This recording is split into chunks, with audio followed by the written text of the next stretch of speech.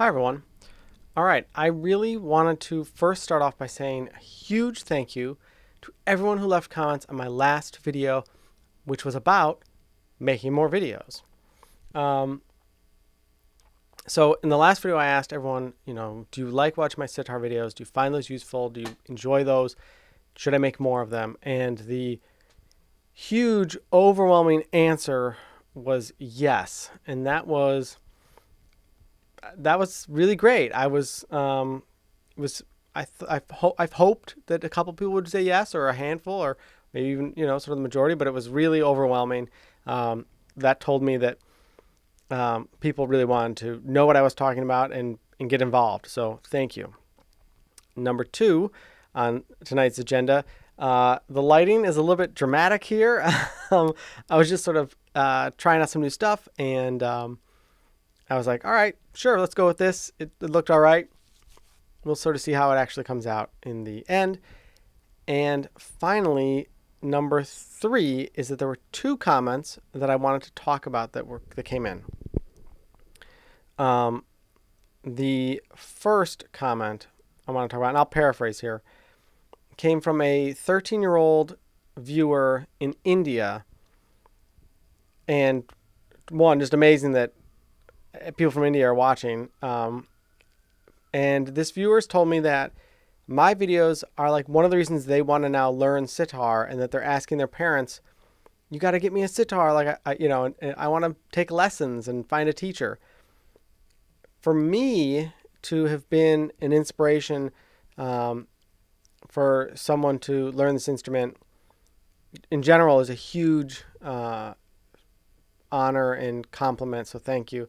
And to think that I'm helping to inspire someone in India, whereas I'm halfway around the world, is just really awesome. So thank you, everyone who said similar comments to that. A lot of people said that the videos inspired them to practice and to maybe start learning the sitar or just Indian classical music in general. The other thing that people talked about in comments was that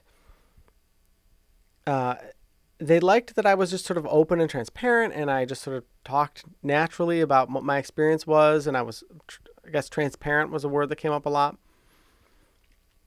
So I want to continue that transparency and talk about something from my very first sitar lesson that I ever had, and how I think about that today, now 5+ years later. So I guess 5.5 years later.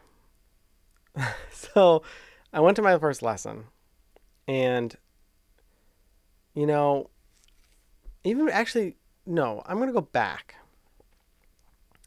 I studied an instrument called the shakuhachi flute, which is a Japanese flute. It's a traditional instrument. I learned from an amazing, great teacher in New York, Naigetsu Sensei, who has since passed away. It's very sad. He was a wonderful man. And that instrument was a great instrument. It wasn't probably the right instrument for me, but I really enjoyed it. I learned a lot. And in doing that, I said, why am I this instrument's probably not going to be a great instrument for me, but I play guitar and I love the sitar.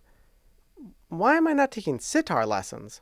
In a way, having this relationship with this other teacher who let me feel that the possibilities of learning world music, I'll put that in quotes, like that was something that could happen. And that opened up my mind to think about, well, why am I not just doing sitar, which is this instrument I've always wanted to learn? I mean, like, duh. I played guitar. I loved Indian music. I live in New York. There's got to be a teacher, right? So I found my teacher. There's a separate video about him if you want to learn about him. And he's amazing. I cannot praise him enough. And I went to that very first lesson, and before it was like, okay, pick it up. Here's a lesson. All we did was talk. That's all we did. Talk. Talk about what learning the sitar means, what my expectations are, what his expectations of me were. I liked that. And we talked, and then I understood his method and what the path of learning an instrument like this was going to be, and we moved forward. Actually, now let's play the instrument. This is like 30 minutes of talking we'd had. So I'm on the floor, and I'm holding it for the first time, and it's very awkward. And put your hand here, the thumb goes here, all that stuff. Now, I played guitar, like I said. I've played guitar since I was 12 or 13. So I have calluses on my hand, if I play guitar, and you get calluses on your fingers. So I was like, okay, I'm going to play the sitar. Like, it's strings. I got to press down. Like, I can do that. And I did. I fretted it out, and I got a nice note, as nice as I could do, I guess. But the callus that I had on my finger, or my fingers, that I thought were going to be enough, that were going to be strong and fine and everything I needed. No. Sitar strings, if you have not played the instrument before, or if you're a new student, you certainly know this. It's like a thin piece of wire that is designed to slice your fingertip off. And you push with all your strength, pretty much, and it's really cutting in. And I didn't want to seem like I couldn't handle it, I had some pride, and I played all, the exercise that we were doing that day, and try to remember where the hand positions were and where the notes were. But those strings were just cutting in more and more and more. And the lesson finally ended, and I was standing on the subway train platform to go back, and I was just looking at my fingers, and they were all like huge indentations in them, and they were swollen, and these dark lines in them from the strings, and around it all white and puffy, and screaming out in pain. My fingers going, no, stop,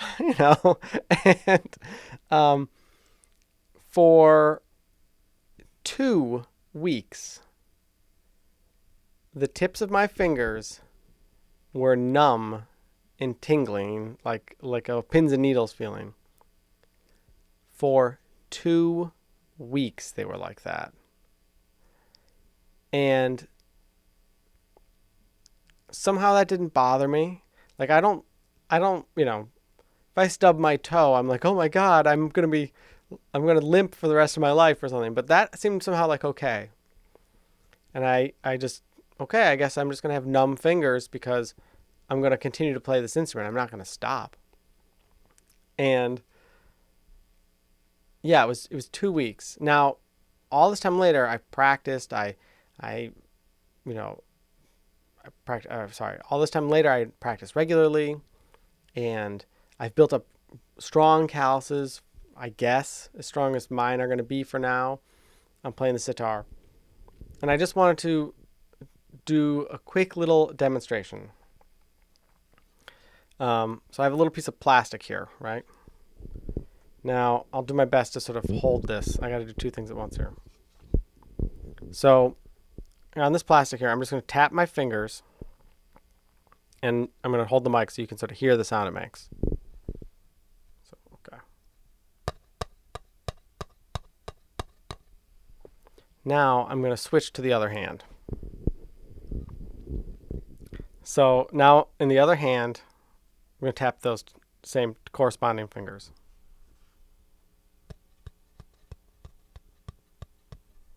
So you can hear how on this hand,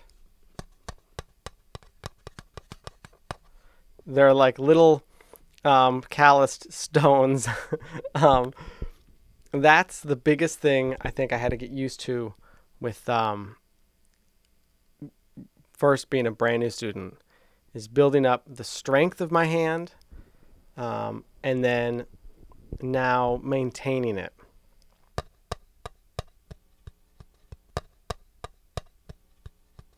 All right, so there's just a short little anecdote about my very first sitar lesson and sort of what it does to your hands and how it mangles them up and makes you a weird freak of nature. But all right, that's it for now. As always, please like, comment, subscribe, and you can also support me on Patreon. And a tremendous thank you to everyone who has gone over there and done so. All right, have a good night. Keep practicing. Keep practicing. Bye-bye.